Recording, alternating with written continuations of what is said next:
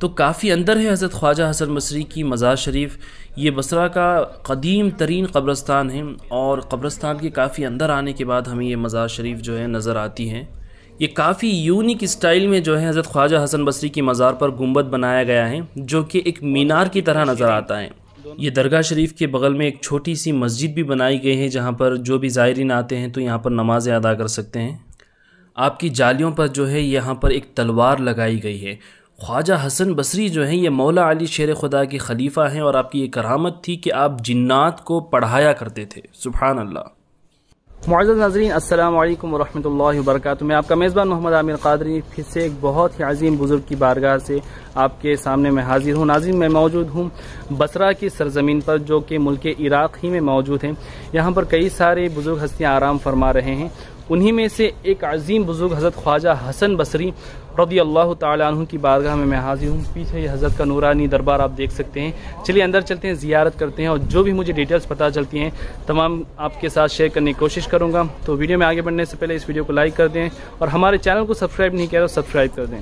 حضرت خواجہ حسن بصری رضی اللہ عنہ کی مزار شریف جو ہے ملک انڈیا سے کافی دور ملک عراق کے ایک قدیم ترین شہر بصرہ میں موجود ہیں۔ بصرہ سٹی جو ہے بغداد شریف سے تقریباً 550 کلومیٹر کی دوری پر موجود ہے۔ ناظرین، اس ویڈیو میں آپ حضرت خواجہ حسن بصری رضی اللہ عنہ کی جو بھی ہسٹری وغیرہ سنیں گے، وہ ان کتابوں کے حوالے سے میں آپ کو بیان کرنے کی کوشش کر رہا ہوں۔ کتابوں کے نام ہیں تاریخ صغیر اور منتخب التواریخ وغیرہ۔ ناظرین، حضرت خواجہ حسن بصری رضی اللہ عنہ کی ولادت 21 ہجری میں مدینہ شریف میں ہوئی، یعنی ہمارے نبی صلی اللہ علیہ وسلم کے پردہ فرمانے کے 10 یا 11 سال بعد آپ اس دنیا میں تشریف لائیں۔ آپ کے والد کا نام حضرت یسار رضی اللہ عنہ ہے، جو کہ صحابی رسول حضرت زید بن ثابت رضی اللہ عنہ کے غلام تھے، اور آپ کی والدہ محترمہ کا نام حضرت خیرہ رحمۃ اللہ علیہا تھا، جو کہ ہمارے پیارے نبی صلی اللہ علیہ وسلم کی اہلیہ ام المؤمنین حضرت ام سلمہ رضی اللہ عنہا کی کنیز تھیں۔ جب حضرت خواجہ حسن بصری رضی اللہ عنہ پیدا ہوئے تو آپ کے والدین آپ کو امیر المؤمنین حضرت عمر فاروق رضی اللہ عنہ کے پاس لے گئے۔ پھر امیر المؤمنین حضرت عمر رضی اللہ عنہ نے حضرت خواجہ حسن بصری کے منہ میں اپنا لعاب دہن ڈالا، سبحان اللہ، اور پھر فرمایا کہ یہ بچہ بہت خوبصورت ہے، اس کا نام حسن رکھ دو۔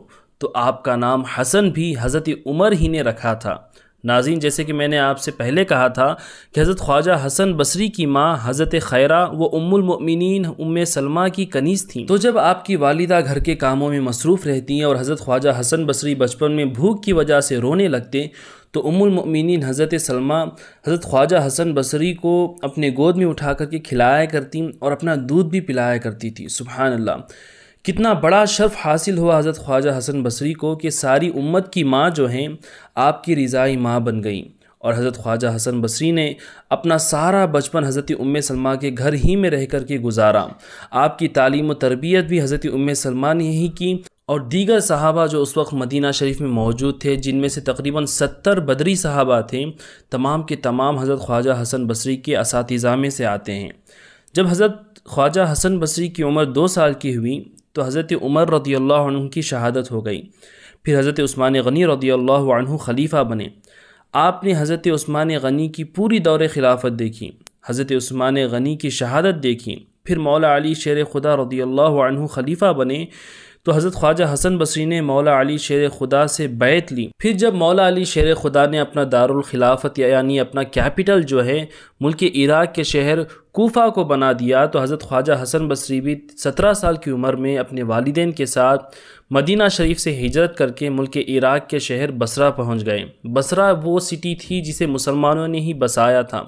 بصرہ جانے کے بعد حضرت خواجہ حسن بصری نے ہیرے اور موتیوں کا بزنس شروع کر دیا، اور چند ہی سالوں میں آپ اس کاروبار کے ماہر بن گئے۔ آپ کا یہ بزنس بہت بڑا ہو گیا، اور دور دور تک کئی ملکوں میں بادشاہوں اور وزیروں کے ساتھ آپ ڈیل کیا کرتے تھے۔ بڑے بڑے لوگوں میں آپ کا اٹھنا بیٹھنا ہوا کرتا تھا، اور آپ خود بھی ایک امیر شخص بن گئے تھے۔ مگر ایک دن آپ نے دیکھا کہ کسی ملک کے بادشاہ کا بیٹا سخت بیمار ہو گیا۔ اس وقت کے بہترین ڈاکٹرز، حکیموں نے بھی مل کر اس کی جان نہیں بچا سکے۔ تب آپ نے سوچا کہ یہ مال و دولت، یہ حکومت کا کیا فائدہ جب انسان ان سب سے اپنی جان تک نہیں بچا سکتا، پھر اللہ کی طرف سے آپ کو یہ اشارہ ملا کہ ابھی مکمل طور پر آپ دین کی خدمت میں لگ جائیں، تو آپ نے اپنا سارا بزنس چھوڑ دیا اور حضرت خواجہ حسن بصری بصرہ کے ہی جامع مسجد میں جو ہیں لوگوں کی اصلاح کرتے تھے اور لوگوں کو وہاں پر پڑھایا کرتے تھے۔ مسجد میں آپ تقریر بھی کیا کرتے تھے۔ ایک دن مولا علی شیر خدا کوفہ سے جو ہے بصرہ تشریف لاتے ہیں تقریباً 3 دنوں کے لیے، اور مولا علی اپنا بھیس بدل کر کے الگ الگ مسجدوں میں جاتے ہیں، وہاں پر جو حضرات تقریر کرتے ہیں ان کی تقریروں کو آپ سنتے ہیں، اگر وہ اس کے لائق ہوتا تو آپ وہاں سے خاموش چلے آتے، یا اگر وہ نالائق ہوتا تو آپ اس سے چند سوالات کرتے، وہ آپ کے سوالات کے جوابات نہیں دے پاتا تو آپ کئی مقررین کو آپ نے ممبر سے ہاتھ پکڑ کے نیچے اتار دیا اور کہا کہ تم یہاں پر خطاب کرنے کے لائق نہیں ہو۔ تو پھر مولا علی شیر خدا ایک دن بصرہ ہی میں حضرت خواجہ حسن بصری کی مسجد میں چلے جاتے ہیں، وہاں پر حضرت خواجہ حسن بصری جو ہے خطاب فرما رہے تھے، تو مولا علی نے بیٹھ کر کے آپ کا خطاب سنا۔ پھر مولا علی کھڑے ہو گئے، آپ نے اپنا بھیس بدلا ہوا تھا اس لیے کسی نے آپ کو پہچانا نہیں، لیکن حضرت خواجہ حسن بصری نے آپ کو پہچان لیا، کیونکہ آپ 17 سال تک مدینہ شریف میں رہے تھے اور مولا علی کی صحبت میں بھی آپ رہے تھے۔ تو مولا علی نے آپ سے سوال کیا کہ اے حسن یہ بتاؤ کہ تم عالم ہو یا طالب ہو؟ تو حسن بصری نے بڑے ادب کے ساتھ عرض کی کہ حضور نہ میں عالم ہوں نہ میں طالب ہوں، بلکہ جو کچھ سرکار دو عالم صلی اللہ علیہ وسلم نے ہمیں حکم فرمایا وہی پیغام میں ان لوگوں تک پہنچانے کی کوشش کر رہا ہوں۔ یہ جواب سن کر کے مولا علی مسکرائے اور فرمایا کہ تم کلام بڑا اچھا کرتے ہو، یعنی تم بات بڑی پتے کی کرتے ہو۔ پھر وہاں سے مولا علی جانے لگے تو حضرت خواجہ حسن بصری آپ کے ساتھ پیچھے آنے لگے اور آپ کا دامن پکڑ لیا اور عرض کرنے لگے کہ حضور میں نے آپ کو پہچان لیا، آپ مولا علی شیر خدا ہیں، حضور مجھ پر کرم فرمائیے اور آپ مجھے وضو کروا دیجیے۔ یہ بزرگوں کا ایک نرالا انداز تھا، اور جیسے ہی مولا علی شیر خدا رضی اللہ عنہ نے حضرت خواجہ حسن بصری کو وضو کروایا تو آپ کے دل کی دنیا بدل گئی، تمام پردے آپ کی نگاہوں سے ہٹ گئے اور آپ تصوف کی اعلیٰ منزل پر حضرت خواجہ حسن بصری پہنچ گئے تھے۔ اس کے بعد سے حضرت خواجہ حسن بصری ہی بصرہ کے ایک اعلیٰ ترین مفتی بن گئے اور آپ ہی کا فتویٰ بصرہ میں چلتا تھا۔ اور ناظرین آپ اپنے ذہن میں یہ بات بھی رکھیں کہ حضرت خواجہ حسن بصری مولا علی شیر خدا کے خلیفہ بھی ہیں، اور سلسلہ چشتیہ جو ہیں یہ شجرہ خواجہ حسن بصری سے ہی ہوتا ہوا مولا علی تک پہنچتا ہے، اور سلسلہ چشتیہ کے جتنے بھی بڑے بزرگوں کو آپ جانتے ہیں، چاہے وہ حضرت خواجہ بندہ نواز گیس و دراز ہوں، حضرت مخدوم اشرف سمنانی کچوچوی رحمۃ اللہ علیہ، حضرت نصیر الدین شاہ چراغ دہلوی، حضرت امیر خسرو، حضرت صابر پاک کلیری، حضرت نظام الدین اولیاء، حضرت بابا فرید الدین گنج شکر، حضرت خواجہ قطب الدین بختیار کاکی، حضرت خواجہ معین الدین چشتی سنجری اجمیری رحمۃ اللہ علیہ، حضرت خواجہ عثمان ہارونی رحمۃ اللہ علیہ، ان تمام بزرگوں کے پیر و مرشد حضرت خواجہ حسن بصری رحمۃ اللہ علیہ ہیں۔ اور یہ بات بھی ظاہر ہے کہ کیونکہ آپ نے صحابہ کی زیارت کی، آپ کی صحبت اختیار کی، اس لیے حضرت خواجہ حسن بصری تابعی ہوتے ہیں۔ ایک مرتبہ حضرت خواجہ حسن بصری رحمۃ اللہ علیہ جامع مسجد میں تقریر فرما رہے تھے، لوگوں کو نصیحت فرما رہے تھے کہ اس وقت کا ایک ظالم گورنر جس کا نام حجاج بن یوسف ہے، یہ بڑا ہی ظالم شخص تھا، کئی صحابہ کو اس نے جو ہے شہید کیا تھا۔ تو وہ شخص اپنی چند سپاہیوں کے ساتھ مسجد میں آ کر کے بیٹھ جاتا ہے اور کہتا ہے کہ آج حسن بصری کا بھی ہم فیصلہ کریں گے۔ حضرت خواجہ حسن بصری جو ہیں خوف خدا اور فکر آخرت کی ٹاپک پر بیان کر رہے تھے۔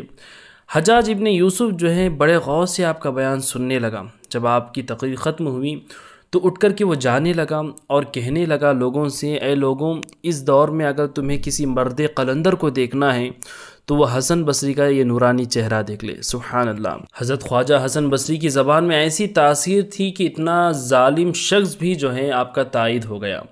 اسی طریقے سے علامہ ابن سیرین جنہیں یوسف ثانی کہا جاتا ہے، یہ بزرگ جو ہیں خوابوں کی تعبیریں بتانے میں بڑے ہی مشہور تھے۔ اللہ نے انہیں یہ خاص کرامت عطا کی تھی کہ وہ لوگوں کی خوابوں کی صحیح تعبیر بتا دیا کرتے تھے۔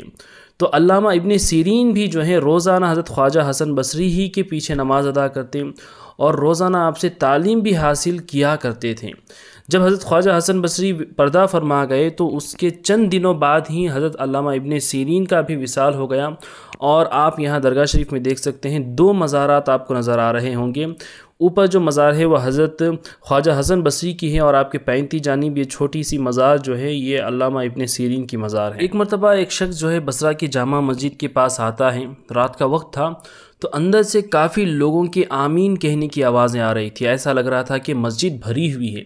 لیکن وہ شخص جیسے ہی مسجد کے اندر داخل ہوا تو دیکھا کہ مسجد بالکل خالی ہے اور حضرت خواجہ حسن بصری وہاں پر موجود ہیں۔ تو اسے بعد میں پتہ چلا کہ یہاں پر جنات حضرت خواجہ حسن بصری کے پاس آ کر کے قرآن و حدیث کی تعلیم حاصل کر رہے تھے۔ سبحان اللہ، یہ شان ہے حضرت خواجہ حسن بصری کی، جنات بھی آپ کے پاس آ کر کے علم سیکھا کرتے تھے، دین سیکھا کرتے تھے۔ ناظرین، حضرت خواجہ حسن بصری کا وصال رجب کے مہینے میں 110 ہجری میں ہوا، اور آج 1444 ہجری چل رہی ہے، تو آج تقریباً 1334 سال ہو چکے ہیں حضرت خواجہ حسن بصری کے پردہ فرما کر۔ تو ناظرین، جب بھی آپ کو عراق بغداد شریف آنے کا موقع ملے تو بصرہ پر بھی آ کر کے حاضری دینے کی پوری کوشش کریں۔ اپنے ٹریول ایجنٹ سے کہیں کہ ہمیں بصرہ جانا ہے اور ان درباروں کی بھی ہمیں زیارت کرنی ہے۔ میں دعا کروں گا کہ اللہ تعالیٰ آپ تمام عاشقین کو یہاں کی حاضری زیارت نصیب کریں۔ تو دوستوں، یہ ویڈیو آپ کو کیسا لگا کمنٹ کر کے مجھے ضرور بتائیں، اور اس ویڈیو کو زیادہ سے زیادہ شیئر کر دیں، اس ویڈیو کو لائک بھی کر دیں، اور اس طرح کے اور بھی ویڈیوز دیکھتے رہنے کے لیے ہمارے یوٹیوب چینل ویل آف اسلام کو سبسکرائب کر دیں، اور انسٹاگرام اور فیس بک پر بھی میرا پیج ہے حافظ عامر قادری کے نام سے، وہاں پر بھی جا کر کے آپ مجھے فالو کر سکتے ہیں۔ اللہ تعالیٰ آپ تمام کی نیک و جائز مرادیں پوری کریں۔ حضرت خواجہ حسن بصری رحمۃ اللہ علیہ کے صدقے میں۔ السلام علیکم۔